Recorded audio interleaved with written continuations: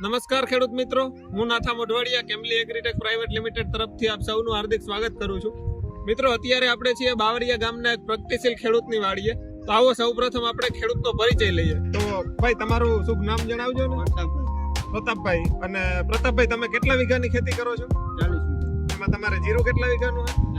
40 વીઘાનું. તો મિત્રો, આપણે પ્રતાપભાઈએ કેમલી એગ્રીટેક પ્રાઇવેટ લિમિટેડની કેમલાઈન નામની દવાનો ઉપયોગ આજથી 10-12 દિવસ પહેલા કર્યો હતો. તો આપણે એના વિશેના રિસ્પોન્સ જાણીએ પ્રતાપભાઈના મુખે.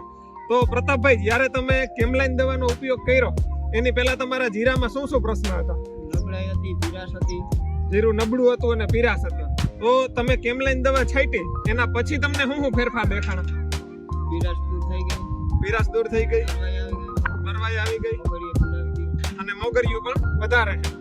તો ખેડૂત મિત્રો, કેમલી એગ્રીટેક પ્રાઇવેટ લિમિટેડની કેમલાઈન દવા કે જે ફૂગનાશક છે, એનાથી પ્રતાપભાઈને ફાયદા થયા. જીરું એકદમ નરવાઈમાં આવી ગયું, જે પીડાશ હતી એ પીડાશ દૂર થઈ ગઈ અને જે ગ્રીનરી કહેવાય કે જે નરવાઈ એ વધારે આવી ગઈ. અને આપણી સાથે જ બીજા એક મિત્ર પણ હાજર છે, જીત fertiliser and chemical ચંગા Patiya, Shri Vijaybhai.